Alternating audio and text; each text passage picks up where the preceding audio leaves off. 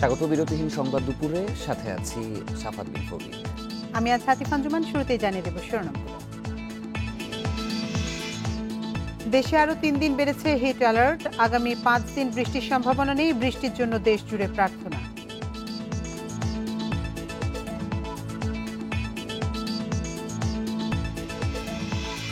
রোহিঙ্গা প্রত্যাবাসনে আসিয়ানের জোরালো ভূমিকা চান প্রধানমন্ত্রী। যুদ্ধ বন্ধে বিশ্ব নেতাদের পদক্ষেপের আহ্বান।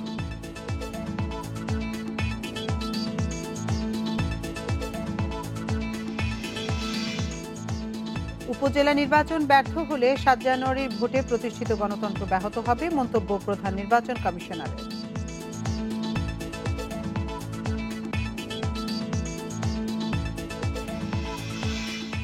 কাপ্তাই সড়ক অবরোধ করে চুয়েট শিক্ষার্থীদের চতুর্থ দিনের বিক্ষোভ।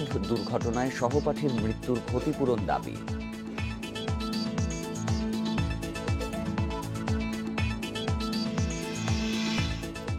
বেনজিরের সম্পদ অনুসন্ধানে আর্থিক গোয়েন্দা সহ 8 সংস্থাকে দুদকের চিঠি। পরিবারকেও জিজ্ঞাসাবাদের সিদ্ধান্ত।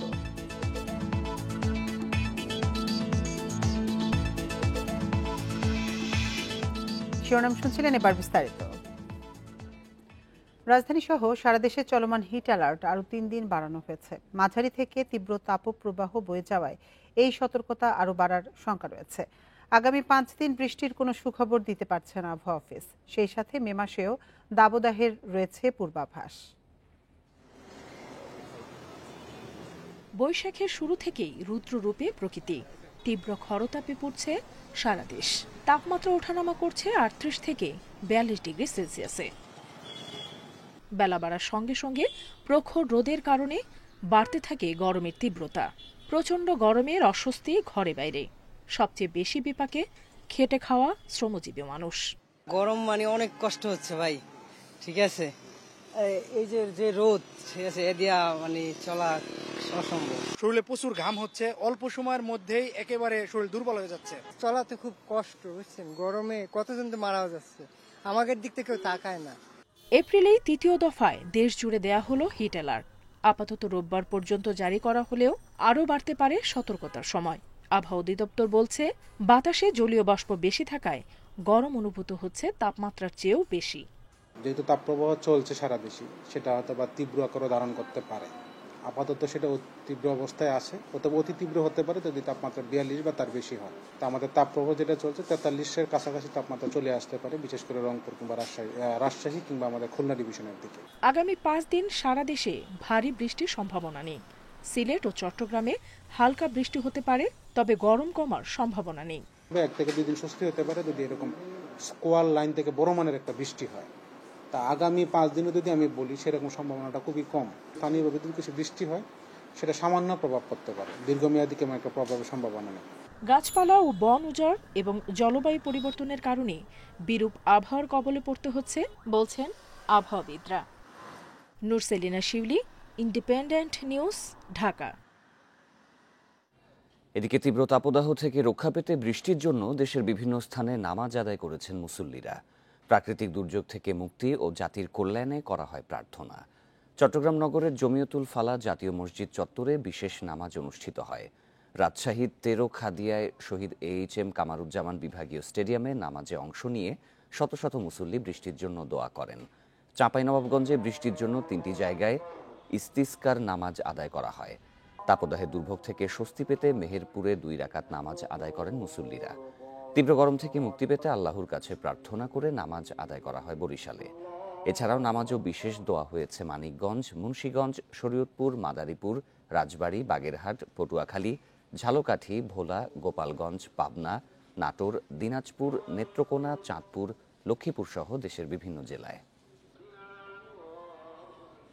গাছপালা সবই শুকিয়ে যাচ্ছেন, সে কারণে আমরা ধর্মপ্রাণ মুসল্লি ছোট বড় সকলেই আলেম ওলামা সহ আল্লাহর কাছে ফরিয়াদ করেছি।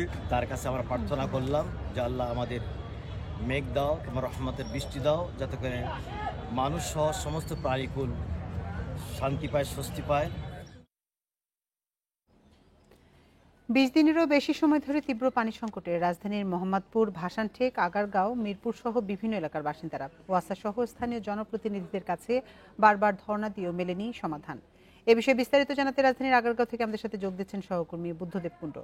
বুদ্ধদেব, রাজধানীর বিভিন্ন এলাকায় যে পানির সংকট, ওয়াসা কি বলছে এ বিষয়ে?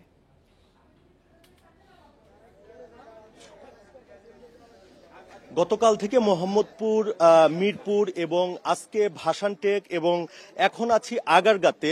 আমি আগারগাঁয়ে ছয়তলা গার্মেন্টসের সামনে আছি। ছয়তলা গার্মেন্টস থেকে মসজিদের যে গলিটা, অর্থাৎ এখানে 4 থেকে 500 পরিবারের বসবাস এবং গত 2 মাস ধরে তারা পানির সমস্যায় ভুগছে। কিন্তু গত 20 দিন অর্থাৎ ঈদের কয়েকদিন আগে থেকেই তারা তীব্র পানি সংকটে এবং দিনে যে একবার ওয়াসা থেকে পানি সরবরাহ করা সেটাও এখানে দেওয়া হচ্ছে না। আমাদের যখন আমরা ইন্ডিপেন্ডেন্টের গাড়ি নিয়ে আসলাম তারপর থেকেই কিন্তু এলাকাবাসী এখানে জড়ো হয়েছে এবং তারা বিভিন্ন দাবি জানাচ্ছে, তারা বিভিন্ন অভিযোগ জানাচ্ছে। ওয়াসার থেকে তারা প্রায় প্রতিদিন 1 গাড়ি 2 গাড়ি করে তারা এখানে পানি কিনছেন, যেটা 300 থেকে 400 টাকা নির্ধারিত এবং তাদেরকে কিন্তু বকশিশ দিতে হচ্ছে। অর্থাৎ প্রতি গাড়িতে শুধু গাড়ি যে নির্দিষ্ট টাকা সেটাই নয়, তার সঙ্গে 200 টাকা, কোনো সময় 300 টাকা বকশিশ দিতে হচ্ছে। এখানকার যে লাইনম্যানরা আছে তাদেরকে বিভিন্ন সময় গাড়ি ডাকলেও পাওয়া যাচ্ছে না, সেই লাইনম্যানদেরকে বিভিন্ন সময় বকশিশ দিতে হচ্ছে বলে অভিযোগ করেছেন এলাকাবাসী। একটি জিনিস আমি আপনাকে বলতে চাই যে এখানে পানির ট্যাঙ্কি যে পশ্চিম আগারগাঁয়ে অবস্থিত, এটা 548টি পরিবার এখানে ওয়াসার বিল নেয়। এছাড়াও কিন্তু যে অন্য পরিবারগুলো আছে তারা পানি পাচ্ছে না। এখানে ওয়াসার ঊর্ধ্বতন কর্মকর্তাদের সাথে আমরা কথা বলেছি, তারা বলছেন যে এই পশ্চিম আগারগাঁটা এখন জনবহুল একটি এলাকা এবং আগের যে একটি পানির ট্যাঙ্কি, সেই একটি পানির ট্যাঙ্কির মাধ্যমে তাদের বিপুল পরিমাণ যে এখানে যারা বসবাসরতরা রয়েছে তাদেরকে সেই একটি পানির ট্যাঙ্কির মাধ্যমে পানি সরবরাহ করা সম্ভব হচ্ছে না এবং তারা অন্য একটি পানির ট্যাঙ্কি যেন বসানো যায় সেই চেষ্টা করছে। এবং আপনি আগারগাঁও এলাকার কথা বলছেন, অন্যান্য এলাকাগুলোর কি অবস্থা? আমি যেমনটি বলছিলাম, গতকালকেও মোহাম্মদপুর শেরশাশুড়ি রোডে ছিলাম, সেখানেও কিন্তু 2টি পানির ট্যাঙ্কির মধ্যে একটি পাম্প নষ্ট হয়ে যায় এবং পাম্প নষ্ট হয়ে যাওয়ার পরে সেখানে অবর্ণনীয় তারা কষ্টে রয়েছে। অর্থাৎ নিত্য ব্যবহার্য যে পানি সেটা তারা পাচ্ছে না এবং তারা বিভিন্ন জায়গা থেকে বিভিন্ন সময় পানি কিনে ব্যবহার করছেন। অনেককে আমরা দেখেছি যে বাড়ি থেকে আত্মীয় বাড়ি অন্য এলাকায় চলে যেতে এবং ভাড়াটিয়ারা বাসা বদল করতেও বাধ্য হয়েছেন। আমরা একটু আগে ভাসানটেকে গিয়েছিলাম, সেখানেও কিন্তু একই অবস্থা আমরা দেখতে পেয়েছি। অর্থাৎ পুরো ঢাকা শহরে এই তীব্র গরমে মানুষের একটি পানির তীব্র কষ্টে তারা রয়েছেন এবং ওয়াসা বলছেন যে তারা খবর পেলেই তাৎক্ষণিকভাবে যেন ব্যবস্থা নেওয়া যায় সেইটাই তারা করছেন। রাজধানী পানি সংকট নিয়ে জানাচ্ছিলেন আমাদের সহকর্মী বুদ্ধদেব কুণ্ড। দক্ষিণ ঢাকার সবচেয়ে উষ্ণতম স্থান গুলিস্তান আর উত্তরে মহাখালী। এখানকার তাপমাত্রা উঠছে 40 থেকে 41 ডিগ্রি সেলসিয়াস পর্যন্ত। এছাড়া হিট পকেটে পরিণত হয়েছে ধানমন্ডি, বনানী, বারিধারা, গুলশান, মতিঝিল এই 4 এলাকা। ধারণ ক্ষমতা দ্বিগুণ আবাসিকের ব্যবহার করা এসি, যানবাহন, চুলা এর বড় কারণ।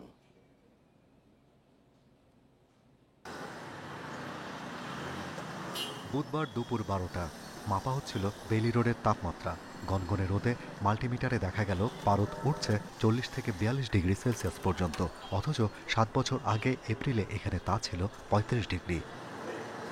2017-তে রমনা পার্কের উষ্ণতা ছিল 32 ডিগ্রি, এখন তা পৌঁছেছে 39-এ। আর মহাখালীতে গড় তাপমাত্রা বেড়েছে 7.5 ডিগ্রি। ক্যাপসের গবেষণা বলছে মতিঝিল, গুলিস্তান, ধানমন্ডি, মহাখালী, ফার্মগেট, তেজগাঁ, মিরপুর 10, হাতিরঝিল সহ 16 স্থানে তাপমাত্রা অনুভূত হয় বেশি। এসব এলাকায় 7 বছরে গড় তাপমাত্রা বেড়েছে 3 ডিগ্রি সেলসিয়াস। প্রায় 350 কিলোমিটার আয়তনের ঢাকায় থাকছেন ধারণ ক্ষমতারও দ্বিগুণ মানুষ। রান্নার জন্য জ্বলছে 50 লাখ ইউনিট চুলা। যেখানে 15 লাখ ইউনিট এসি ব্যবহার করা যাবে, সেখানে এসি চলছে 60 লাখ। 2 কোটি নগরবাসীর চলাচলে সড়কে 16 লাখেরও বেশি গাড়ি। এর সঙ্গে যুক্ত হয়েছে কাঁচের ভবন। শত শত গ্লাসমেট বিল্ডিং ধানমন্ডি, বনানী, বারিধারা, গুলশান এবং মতিঝিল এইসব এলাকাগুলোতে এখন হিট চেম্বারে রূপান্তরিত হয়েছে এবং এটি আগামী দিনে আরও বেশি সংকটের তৈরি করার ঝুঁকি তৈরি করছে। এ সময় সহনীয় তাপমাত্রা ৩৬ ডিগ্রি সেলসিয়াস, যা এখন বেড়ে দাঁড়িয়েছে ৩৯-এ। এবছর কালবৈশাখী কম হওয়ায় বাতাসে জলীয় বাষ্প বেশি, এতে আরও অসহনীয় হয়েছে পরিস্থিতি। কালবৈশাখী ঝড় এপ্রিল মাসে হয় এবং গড়ে 11 দিন কালবৈশাখী ঝড় হয়ে থাকে। তবে শক্তি মাত্রার তারতম্য নিয়ে এইবার কিছুটা অতি শক্তিমাত্রা কালবৈশাখী ঝড়ের সংখ্যা কিছুটা কম আছে।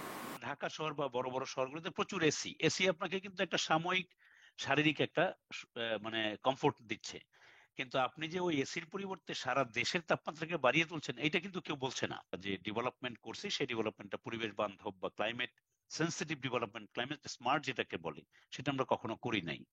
বছরের উষ্ণ মাস এপ্রিল ও মে। 1960 সালের 30 এপ্রিল রাজধানী ঢাকায় সর্বোচ্চ তাপমাত্রা রেকর্ড করা হয়েছিল 42.2 degree Celsius. Shahriar Anirban, independent news, Dhaka. তীব্র দাবদাহ, প্রখর রোদে গলে যাচ্ছে রাস্তার পিচ। এতে যান চলাচল ব্যাহত হওয়ার পাশাপাশি বাড়ছে দুর্ঘটনার ঝুঁকি। কোথাও কোথাও গাড়ির চাকা ও পথচারীদের জুতার সঙ্গে উঠে আসছে পিচের আস্তরণ। চালকরা বলছেন, এভাবে পিচ গলার কারণে গন্তব্যে পৌঁছাতে বেশি সময় লাগছে তাদের। সারা দেশে তাপপ্রবাহে নাকাল জনজীবন। প্রচণ্ড গরমে গলে যেতে শুরু করেছে রাস্তার পিচ। গত 10 দিন ধরে যশোরের তাপমাত্রা থাকছে 38 থেকে 42 ডিগ্রির ঘরে। এর প্রভাবে বিভিন্ন সড়ক মহাসড়কের পিচ গলে যাচ্ছে।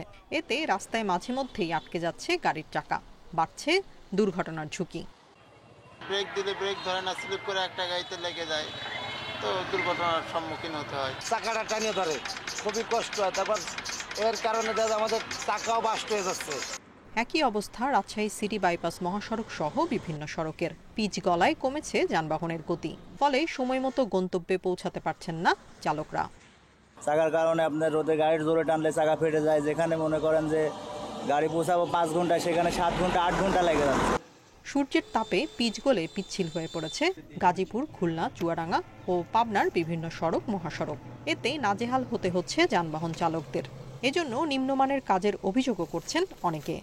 পিচগুলো ভালো পিচ দেয় নাই, যার কারণে একটু গরমেতেই যেতেছে।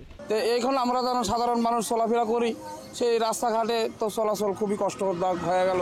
এই রোদ্রে গরমে টায়ারের অনেক ক্ষয় হচ্ছে, রাস্তাঘাটেরও অবস্থা খারাপ।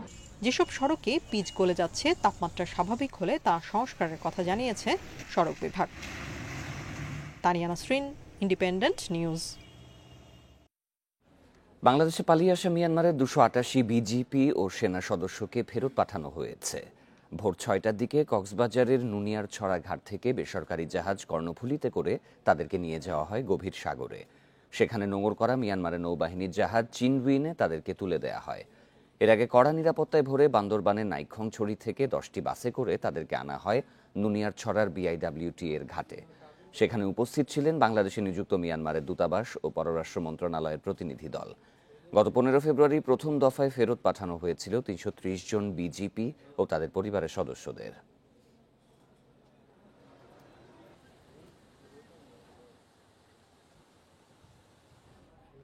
রোহিঙ্গা প্রত্যাবাসনে আসিয়ানের জোরালো ভূমিকা চেয়েছেন প্রধানমন্ত্রী শেখ হাসিনা। সকালে ব্যাংককে স্ক্যাপ কমিশনের 80তম সেশনে দেয়া বক্তব্যে এ আহ্বান তার।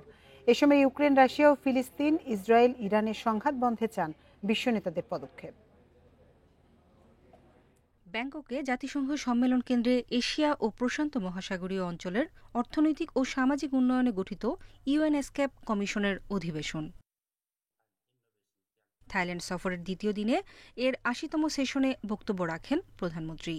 এ সময় রোহিঙ্গা প্রত্যাবাসন প্রশ্নে আসিয়ানের ভূমিকা চান তিনি। মিয়ানমারের সংঘাত শুরুর পর সেখান থেকে বাংলাদেশে পালিয়ে আসেন রোহিঙ্গারা। মানবিক কারণে তাদের আশ্রয় দেওয়া হয়েছে। সারা বিশ্বে এটি মানবিকতার অনন্য উদাহরণ। তবে রোহিঙ্গা প্রত্যাবাসনে এখন দেরি হচ্ছে। তাদের সম্মানের সঙ্গে ফেরত পাঠাতে হবে। এজন্য উপযুক্ত পরিবেশ তৈরি করতে হবে মিয়ানমারে। আসিয়ানকে এ বিষয়টি গুরুত্ব দিয়ে দেখতে হবে।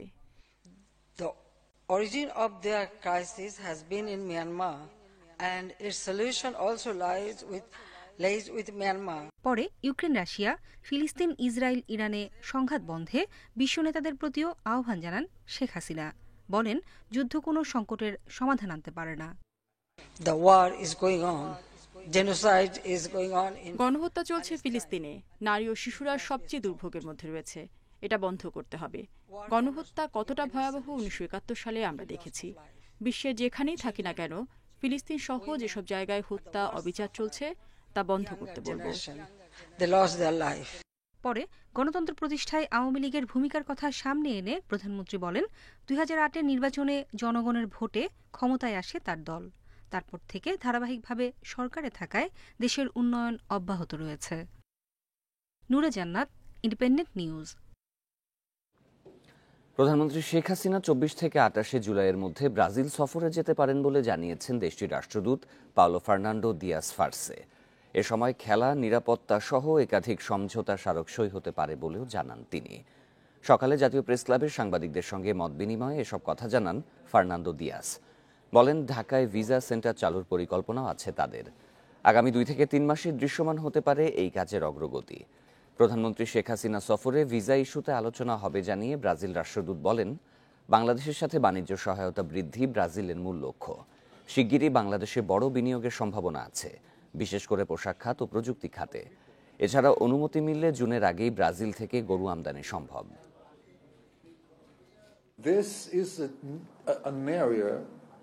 G20 সম্মেলনের আগেই 24 থেকে 28 জুলাইয়ের মধ্যে প্রধানমন্ত্রী শেখ হাসিনা দ্বিপাক্ষিক সফরে যেতে পারেন। দুই দেশের মধ্যে বাণিজ্য সহায়তা বৃদ্ধি ব্রাজিলের মূল লক্ষ্য। এখনও কোনো বিনিয়োগকারী বাংলাদেশে না এলেও শিগগিরই বিনিয়োগের সম্ভাবনা আছে, বিশেষ করে পোশাক ও প্রযুক্তি খাতে।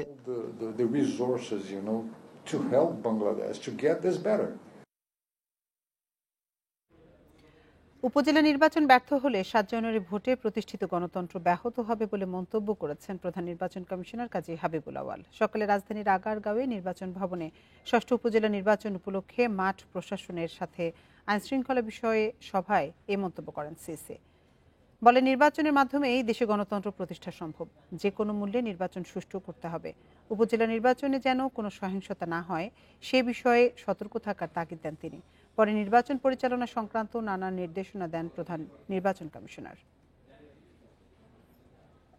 নির্বাচনটা নির্বাচন, এই জিনিসটা আমাদের বুঝতে হবে। যদি এক্ষেত্রে আমরা ব্যর্থ হই, তাহলে আমাদের যে গণতন্ত্রের যে অগ্রযাত্রা, যেটার দৃষ্টান্ত আপনারা প্রতিষ্ঠিত করেছেন বিগত 7ই মার্চের সাধারণ নির্বাচনে, সেটাও ক্ষুণ্ণ হয়ে যেতে পারে। যে আমরা আশা করব আগামীতে আমাদের প্রত্যেকটা নির্বাচন সুন্দর সুষ্ঠু হবে। এ বিষয়ে বিস্তারিত জানাতে রাজধানীর আগারগাঁওয়ে নির্বাচন কমিশন ভবন থেকে আমাদের সাথে যোগ দিচ্ছেন সহকর্মী মাহমুদুল হাসান। মাহমুদুল, 6ষ্ঠ উপজেলা নির্বাচন সুষ্ঠু করতে নির্বাচন কমিশনার কি কি দিক নির্দেশনা দিয়েছেন?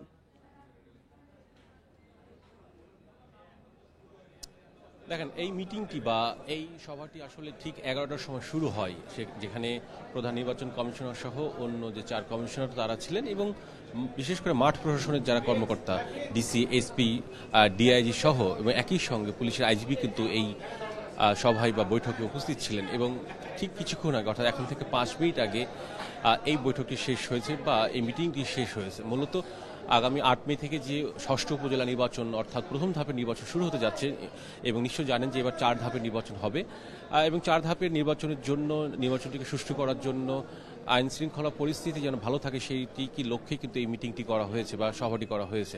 এখন পর্যন্ত যেটুকু আমরা জানতে পেরেছি কিংবা প্রধান নির্বাচন কমিশনার শুরুতে বা সূচনা বক্তব্যে যেটি জানিয়েছেন তা থেকে এটুকু বলতে পারি যে নির্বাচনটিকে সুষ্ঠু করার জন্য বিশেষ করে কোনো ধরনের যেন কোনো গোলযোগ বা সহিংসতা না হয় সেইটিকেই তারা মূলত বেশি প্রায়োরিটি দিচ্ছে বা বেশি সেইটিকে দেখছে এবং সেই নির্দেশনা মূলত মাঠ প্রশাসনকে দেওয়া হয়েছে যেন সহিংসতা মুক্ত একটি নির্বাচন হয়।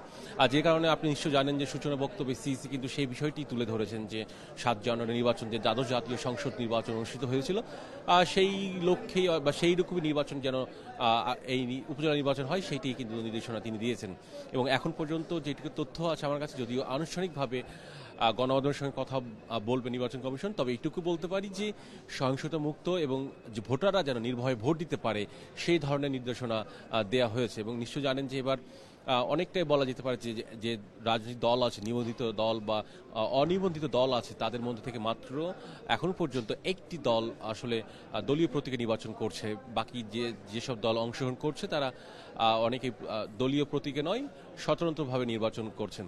সুতরাং এই নির্বাচন ঘিরে অনেকে আশঙ্কা আছে। তবে নির্বাচন কমিশন যেটি জানিয়েছে বা বলছে বা যে ধরনের নির্দেশনা দিচ্ছে সেটি হলো যে নির্বাচন যেভাবেই হোক না কেন সুষ্ঠু এবং ভোটাররা যেন ভোট দিতে পারে সেই লক্ষ্যে তারা নির্বাচনটিকে সাজিয়েছেন। রাজধানীর আগারগাঁও নির্বাচন কমিশন ভবন থেকে জানাচ্ছিলেন সহকর্মী মাহমুদুল হাসান। দল পুনর্গঠনে জাতীয় কাউন্সিলে যাচ্ছে বিএনপি। মহাসচিব পদে শোনা যাচ্ছে ডক্টর মঈন খান, গয়েশ্বরচন্দ্র রায়, মির্জা আব্বাস, আমির খসরু মাহমুদ চৌধুরী সহ কয়েকজনের নাম। জ্যেষ্ঠ নেতাদের দাবি, কেন্দ্রীয় কমিটির মেয়াদ 5 বছর আগে শেষ হলেও দমন পীড়নের কারণে ঠিক সময়ে কাউন্সিল করা যায়নি। রাজনৈতিক সহাবস্থা নিশ্চিত হলেই তা করতে চান তারা। 17 বছর ক্ষমতার বাইরে বিএনপি। সবশেষ জাতীয় কাউন্সিল হয় 2016 মার্চে। মেয়াদোত্তীর্ণ কেন্দ্রীয় কমিটি দিয়ে 5 বছরেরও বেশি সময় ধরে চলছে কার্যক্রম। 16 কাউন্সিলে ভারমুক্ত হয়ে দলের মহাসচিব হন মির্জা ফখরুল ইসলাম আলমগীর। 14-18 পর 2024 নির্বাচনেও বিএনপির আন্দোলন ব্যর্থ হওয়ায় সে পদেও আসতে পারে পরিবর্তন। বিএনপির নতুন মহাসচিব কে হচ্ছেন এ প্রশ্নে শোনা যাচ্ছে কয়েকজন কেন্দ্রীয় নেতার নাম। এর মধ্যে প্রথমে আছেন স্থায়ী কমিটির সদস্য ডক্টর মঈন খান, আলোচনায় আছেন গয়েশ্বরচন্দ্র রায়, মির্জা আব্বাস, আমির খসরু মাহমুদ চৌধুরী সহ আরও কয়েকজন। জ্যেষ্ঠ নেতারা বলছেন মহাসচিব সহ বড় পদে পরিবর্তন নিজ ক্ষমতা বলে যে কোনো সময় করতে পারেন দলের চেয়ারম্যান, তবে তা জাতীয় কাউন্সিলের মাধ্যমে হওয়া ভালো। দলের পদায়ন এবং পরিবর্তন এটা তো একটা চলমান প্রক্রিয়া। তো এখন কিছু হচ্ছে, এটা প্রয়োজন আরো তো হবে, সামনে হবে। কমিটি গঠন, ইলেকশন, দলের ভেতরের যে অভ্যন্তরীণ যে নির্বাচন, কাউন্সিলের মাধ্যমে একটা নতুন কমিটি গঠন, এসব কাজগুলো তো স্বাভাবিকভাবেই চলতে পারে। তো আজকে সরকার সেই স্বাভাবিক পরিস্থিতি তো বন্ধ করে দিয়েছে। আমরা তো সবসময় আমাদের নিয়ম মোতাবেক সবসময় কাউন্সিল করতে চাই। শুধু মহাসচিব বা স্থায়ী কমিটিতে নতুন মুখ নয়, তৃণমূল শক্তিশালী করতেও কাজ শুরু করেছে বিএনপি। সবসময় মাঠে ছিল এবং ত্যাগী নেতাকর্মী যারা, চেষ্টা করব তাদেরকে নিয়েই আগামীতে যাতে কমিটিগুলো, কোনো কমিটি আছে হয়তো পুনর্গঠনও করতে পারি আমরা। বিএনপি করলে আমাকে গুলি খাইতে হবে, এই সমস্ত স্বীকার করেই কিন্তু আজকে সবাই বিএনপি করতেছে। এদের মধ্যে থেকে লিডারশিপ চয়েস করা, নিয়ে আসা, এটা খুব বেশি একটা সমস্যার ব্যাপার না। জাতীয় কাউন্সিল বা স্বাভাবিক প্রক্রিয়ায় নেতৃত্ব নির্বাচনে ত্যাগী ও উদ্যমী তরুণদের বেছে নেওয়া হবে বলে জানিয়েছেন বিএনপি নেতারা। মাহমুদ শরীফ, ইন্ডিপেন্ডেন্ট নিউজ, ঢাকা। শপথ নিয়ে সুপ্রিম কোর্টের আপিল বিভাগে বিচার কাজে যোগ দিয়েছেন নবনিযুক্ত 3 বিচারপতি। বেলা 12টায় প্রধান বিচারপতির নেতৃত্বে আপিল বেঞ্চে বসেন তারা। প্রথমে এজলাসে তাদের সংবর্ধনা দেয়া হয়, এরপর শুরু হয় মামলা শুনানি। এর আগে বেলা 10:30টায় বিচারপতি মোহাম্মদ আব্দুল হাফিজ, বিচারপতি মোহাম্মদ শাহিনুর ইসলাম ও বিচারপতি কাশিফা হোসেনকে শপথ পড়ান প্রধান বিচারপতি ওবায়দুল হাসান। এ সময় আপিল ও হাইকোর্ট বিভাগের বিচারপতিরা উপস্থিত ছিলেন। নতুন বিচারপতি নিয়োগের ফলে আপিলে মামলা পরিচালনায় গতি বাড়ার পাশাপাশি আটকে থাকা গুরুত্বপূর্ণ মামলার দ্রুত শুনানি শুরু হবে বলে আশা আইনজীবীদের। এর আগে বুধবার সুপ্রিম কোর্টে 3 জন বিচারপতি নিয়োগ দেন রাষ্ট্রপতি।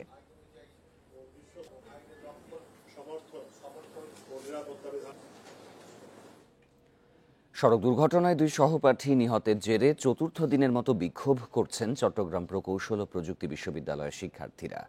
সকাল থেকে কাপ্তাই সড়কে অবস্থান নেন বিক্ষুব্ধরা। রাস্তায় গাছের গুঁড়ি ফেলে ও টায়ার জ্বালিয়ে বিক্ষোভ করেন তারা। এদিকে রাস্তা অবরোধ করে রাখায় দুর্ভোগে পড়েন সাধারণ মানুষ। নিহতদের পরিবারকে 2 কোটি টাকা করে ক্ষতিপূরণ, কাপ্তাই সড়ক 4 লেন করা সহ 10 দফা দাবি করেন আন্দোলনকারীরা। এর আগে গতকাল এই ঘটনায় অভিযুক্ত বাস চালককে কারাগারে পাঠিয়েছে আদালত। সোমবার শাহ আমানত পরিবহনের বাসের ধাক্কায় নিহত হন 2 শিক্ষার্থী তৌফিক হাসান ও শান্ত সাহা। এরপর থেকে ক্লাস পরীক্ষা বর্জন করে বিক্ষোভ করছেন চুয়েটের শিক্ষার্থীরা। এই রাস্তায় বেপরোয়া গতিতে গাড়ি চলাচল করে। এর আগেও অসংখ্য অ্যাক্সিডেন্ট এখানে সংঘটিত হয়েছে। তাই আমরা চাই না আর যাতে কোনো প্রাণ এখানে হারায়। যে দাবিগুলো আছে, দাবিগুলো যদি না মানে আমাদের সড়ক অবরোধ চালিয়ে যাবো আমরা, এটাই আমাদের দাবি আর কি। মূলত কথা হচ্ছে আমাদের দাবিগুলো মানতে হবে। আমাদের কিছু দাবি রয়েছে, 10 দফা দাবি। যতক্ষণ পর্যন্ত 10 দফা দাবি ফুলফিল হবে না ততক্ষণ আমরা রাজপথ ছাড়বো না। এ বিষয়ে আরও জানাতে এবার চট্টগ্রাম থেকে যোগ দিচ্ছেন সহকর্মী আলমগীর সবুজ। সবুজ, বেশ কিছু দাবি দেওয়া শিক্ষার্থীরা পেশ করেছেন, প্রশাসনের পক্ষ থেকে কোনো বক্তব্য পাওয়া গেছে কি?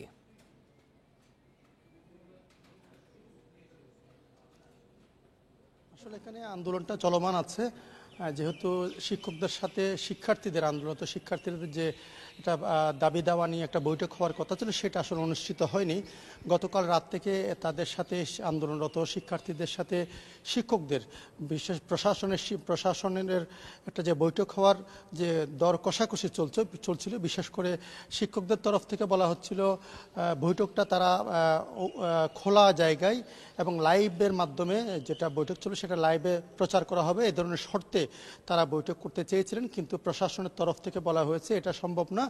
আজকে সকালে একাডেমিক কাউন্সিল চলছিল শিক্ষকদের, সেই একাডেমিক কাউন্সিলে তারা স্থগিত করে শিক্ষার্থীদের প্রস্তাব দেয় যে 25 জন যেন শিক্ষার্থী এসে তাদের সাথে আলোচনায় বসে 12:30টায়, এরপরে তারা সিদ্ধান্ত দেবেন প্রশাসন।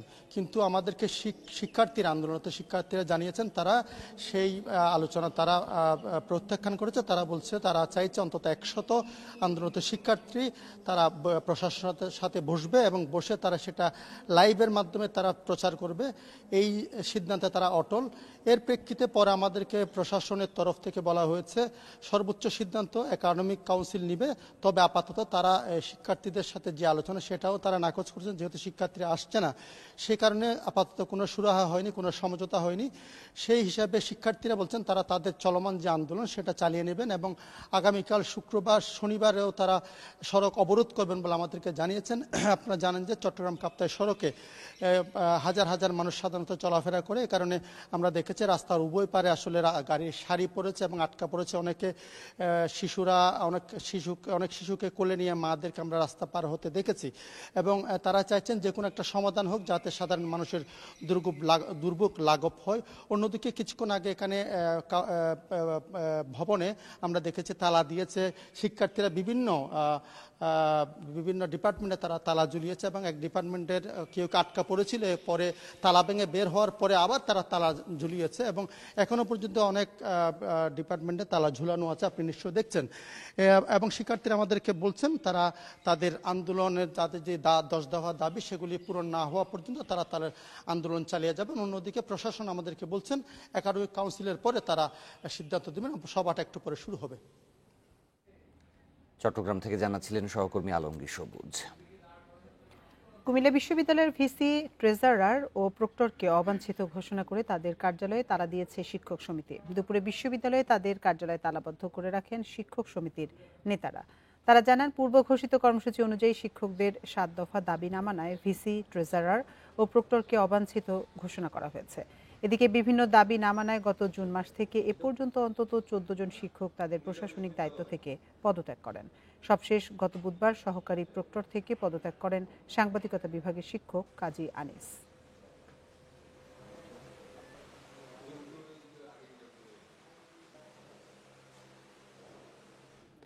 বিপুল সম্পদের বিষয়ে বেনজির আহমেদকে মুখোমুখি হতে হবে দুর্নীতি দমন কমিশনের। জিজ্ঞাসাবাদ করা হতে পারে পরিবারের সদস্যদেরও।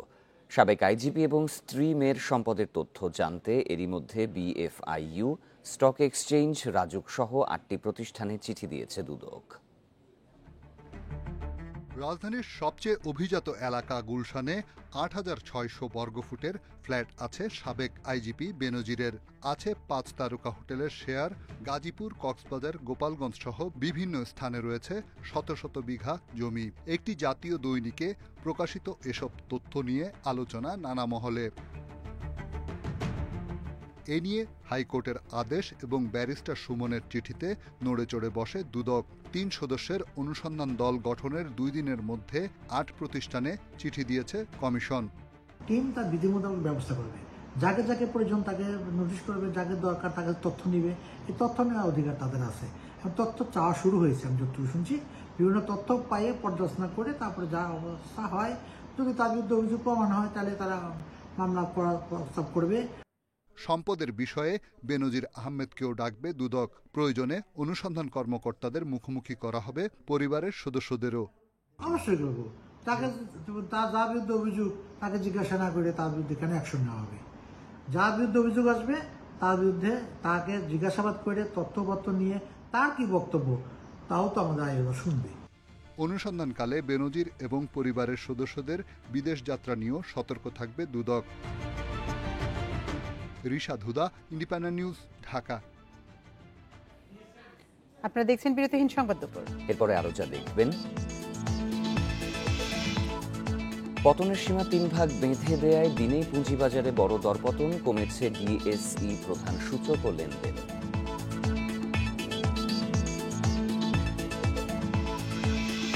$2024-25 অর্থ বছরের বাজেট পেশ হবে 6 জুন। আকার হতে পারে 7,97,000 কোটি টাকা।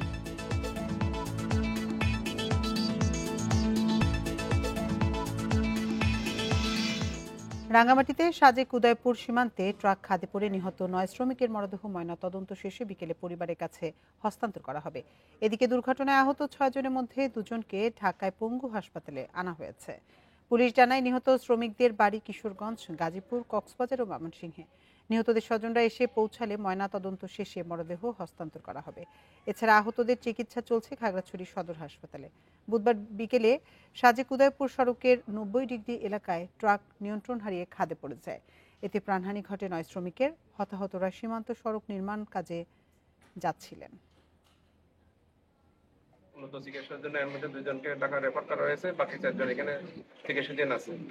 আর যারা আমরা মৃত দেহ উদ্ধার করছি তাদের মধ্যে আমরা ইতিমধ্যে 5 জনের শনাক্ত হয়েছে, 5 জনের আত্মীয়স্বজন আছে, তাদেরকে আমরা ময়নাতদন্তের পর লাশ ফেরত দেবো। বাকি 4 জনের আমরা ময়নাতদন্তের প্রক্রিয়াধীন আছে, এটাও শাসক আমরা আত্মীয়স্বজন আসলে তাদেরকে বুঝাই দেবো। রাজশাহীতে চলতি মাসে পদ্মা নদীতে গোসলে নেমে ডুবে মারা গেছে 10 জন, আর গত 7 বছরে সেই সংখ্যা 75। এরপরও প্রাণহানি কমাতে নেই কারো কোনো নজরদারি। এমনকি নদীর ঝুঁকিপূর্ণ স্থান শনাক্ত বা সতর্কীকরণ সাইনবোর্ড নেই কোথাও। ফায়ার সার্ভিস কর্মকর্তা বলছেন, সাঁতার না জানা এবং নদীর গতি প্রকৃতি না বোঝায় বাড়ছে মৃতের সংখ্যা। রাজশাহীর উপর দিয়ে বয়ে যাচ্ছে তীব্র তাপপ্রবাহ। এতে অতিষ্ঠ অনেকেই খুঁজে নিচ্ছেন শীতল স্থান, কেউ বা প্রশান্তির আশায় নামছেন নদীতে। প্রতিদিনই ঘুরতে আসা মানুষজন ও নদীর তীরবর্তী বাসিন্দাদের অনেকেই নামেন গোসলে। তবে এদের কেউ জানে না কোথায় কতটা ভয়ঙ্কর নদীর স্রোতপ্রবাহ। বলে না যে গোসল করো না, এখানে বিপদ আছে, এমন কিছু বলে না। এমন কিছু বলতে আমি দেখিনি আজ পর্যন্ত। কোথায় গর্ত আছে বা কোথায় কম পানি আছে ওরা এটা জানে না। এখন হুট করে ওরা নেমে গেছে, এখন মজা করতেই তো এখন বাই চান্স ওরা সাঁতার হয়তো পারে না, ওরকম করে পড়ে গেছে। একটু লোকালয়ে থাকার চেষ্টা করছি যেন মানুষজন আমাদের সাথে থাকে, যদি আমরা একটু বিপদে পড়ি তারপর আমাদেরকে যেন কেউ একটু উদ্ধার করতে পারে। গত 7 বছরে পদ্মায় ডুবে প্রাণ হারিয়েছে 75 জন। এর মধ্যে শ্রীরামপুর ঘাটের একটি স্পটে মৃতের সংখ্যা 18, যাদের বেশিরভাগই শিক্ষার্থী। সাঁতার না জানা এবং সতর্কীকরণ বার্তা না থাকায় ঘটছে দুর্ঘটনা। নদী এলাকার ভিতরে তো কোথায় পানি বেশি, কোথায় স্রোত, সেখানে চিহ্নিত করেনি। এই চিহ্ন না থাকার জন্য তারা ভিতরে নেমে চলে যেতেছে। যখন হঠাৎ করে পানি বেশি হইতেছে তখন আর সে ব্যাক করতে পারতেছে না, স্রোতে দিকে ভেসে যেতেছে। জেলা প্রশাসক জানিয়েছেন, প্রাণহানি ঠেকাতে ঝুঁকিপূর্ণ স্থান চিহ্নিতের পাশাপাশি নৌপুলিশ, পানি উন্নয়ন বোর্ড সহ সংশ্লিষ্টদের নিয়ে কাজ চলছে। এ ব্যাপারে বেশ কয়েকটি পদক্ষেপ আমরা গ্রহণ করেছি। সিটি কর্পোরেশন, পানি উন্নয়ন বোর্ড এবং জেলা প্রশাসনের পক্ষ থেকে সতর্কীকরণ যে সাইনবোর্ড সেটি স্থাপন করা হবে। পাশাপাশি আমরা ভাবছি যে এখানে কোনো ধরনের স্বেচ্ছাসেবক নিয়োগ করা যায় কিনা, যারা এখানে আসবেন গোসলের জন্য তাদেরকে সতর্ক করবেন। পদ্মায় অনাকাঙ্ক্ষিত প্রাণহানি ঠেকাতে শুধু কাগজ কলমে উদ্যোগ নয়, কার্যকর পদক্ষেপ চান রাজশাহীবাসী। Mustafizur Rahman, independent news, Rajshahi. পতনের সীমা 3% বেঁধে দেওয়ার দিনেই পুঁজিবাজারে বড় দরপতন হয়েছে। দুপুর 2টা পর্যন্ত ঢাকা স্টক এক্সচেঞ্জের প্রধান সূচক কমেছে 62 পয়েন্ট। চট্টগ্রাম স্টক এক্সচেঞ্জের সার্বিক সূচক কমেছে 177 পয়েন্টের বেশি। ডিএসইতে এ সময় লেনদেন হয়েছে প্রায় 440 কোটি টাকা শেয়ার, যেখানে গতকাল লেনদেন ছিল 602 কোটি টাকা। চট্টগ্রামের এক্সচেঞ্জে লেনদেন হয়েছে 10 কোটি 14 লাখ টাকার শেয়ার। বুধবার পুঁজিবাজারের টানা দরপতন রোধে শেয়ারের দাম কমার নতুন সীমা বেঁধে দেয় নিয়ন্ত্রক সংস্থা বিএসইসি। নির্দেশনা অনুযায়ী ফ্লোর প্রাইস থাকা 6 কোম্পানি ছাড়া বাকি প্রতিষ্ঠানের শেয়ারের দর সর্বোচ্চ 3% পর্যন্ত কমতে পারবে। তবে দর বাড়ার ক্ষেত্রে আগের নিয়মই বহাল রেখেছে কমিশন। বৃহস্পতিবার থেকে নতুন নির্দেশনা কার্যকর হলেও বাজারে পতন ঠেকানো যায়নি।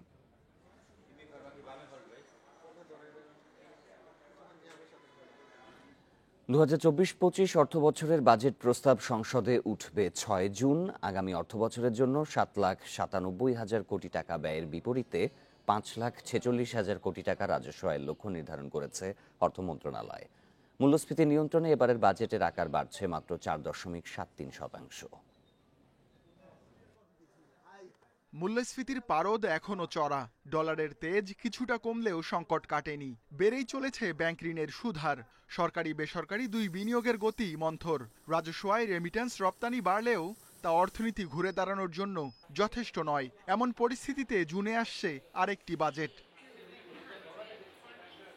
অর্থনীতির গতি প্রকৃতি ও চ্যালেঞ্জ বিবেচনায় তাই আগামী বাজেট খুব বড় করার পক্ষে নন অর্থমন্ত্রী। কর্মকর্তারা জানান ৭,৯৭,০০০ কোটি টাকা খরচের বিপরীতে ৫,৪৬,০০০ কোটি টাকা আয়ের লক্ষ্য ধরা হয়েছে। ২.৫ লাখ কোটি টাকা ঘাটতির ৯৫,০০০ কোটি টাকা পূরণ হবে বিদেশি ঋণে, বাকিটা অভ্যন্তরীণ ঋণ। মূল্যস্ফীতির লক্ষ্য ধরা হয়েছে ৬.৫%, আর জিডিপি ৬.৫%। ইনফ্লেশন কমাতে হবে, ইন্টারেস্ট রেটটাকে সহনীয় রাখতে হবে, আমাকে এক্সচেঞ্জ রেটকে স্টেবল করতে হবে, আমাকে ব্যাংকিং খাতে কিছু টাকা তো প্রাইভেট সেক্টরের জন্য রাখতে হবে। তো এই সবগুলোকে ব্যালেন্স করা সম্ভব হবে দুটোভাবে। একটা হচ্ছে রাজস্বকে বাড়িয়ে, আর হচ্ছে এক্সপেন্ডিচারকে কন্ট্রোলে রেখে। প্রায় ৮ লাখ কোটি টাকার আসছে বাজেটে বার্ষিক উন্নয়ন কর্মসূচি এডিপিতে বরাদ্দ থাকবে মাত্র ২,৬৫,০০০ কোটি টাকা, যা চলতি অর্থ বছরের বরাদ্দের চেয়ে মাত্র ২,০০০ কোটি টাকা বেশি। রাজস্ব আয়ে এনবিআর এর লক্ষ্য ধরা হয়েছে ৪,৭৬,০০০ কোটি টাকা, যা চলতি অর্থ বছরের চেয়ে ৪৬,০০০ কোটি টাকা বেশি। এমন কোনো অযৌক্তিক লক্ষ্যমাত্রা কখনোই দিবেন না যেখানে আপনার কর কর্মকর্তারা ব্যবসায়ীদেরকে আবার হেনস্থা করা শুরু করে। যখনই হেনস্থা করা শুরু করে আমাদের কস্ট অফ বিজনেস কিন্তু বেড়ে যায়, এবং আমাদের কস্ট অফ বিজনেস যখন বেড়ে যায় সেটা ডাইরেক্ট কনজিউমারের উপরে আঘাত পড়ে। এই মুহূর্তে আমি মনে করি যে কনজিউমারদের উপরে আঘাত পড়বে, ব্যবসায়ীরা এমন কোনো কাজ করবে সেটা কিন্তু এই মুহূর্তে হারাম।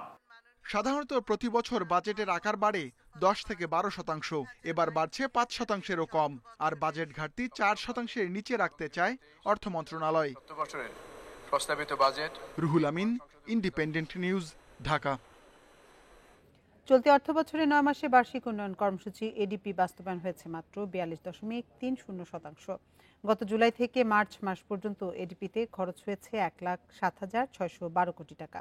পরিকল্পনা মন্ত্রণালয়ের বাস্তবায়ন, পরিবীক্ষণ ও মূল্যায়ন বিভাগ আইএমইডি প্রকাশিত হালনাগাদ প্রতিবেদনে এর চিত্র উঠে এসেছে। গত অর্থ বছরের একই সময়ে এডিপির ৪১.৬৫% বাস্তবায়ন হয়েছিল। সেই হিসেবে কিছুটা বেড়েছে বাস্তবায়নের গতি। অর্থ বছরের ৯ মাসেও বরাদ্দের ২০% কম খরচ করেছে নৌপরিবহন, জনপ্রশাসন, যুব ও ক্রীড়া, ডাক ও টেলিযোগাযোগ সহ ১১ মন্ত্রণালয় ও বিভাগ। চলতি অর্থ বছর ১,৬৪৭ প্রকল্পের জন্য মূল এডিপিতে বরাদ্দ রাখা হয় ২,৭৪,৬৭৪ কোটি টাকা। তবে সংশোধিত এডিপিতে খরচ প্রাক্কলন করা হয় ২,৫৪,৩৯১ কোটি টাকা।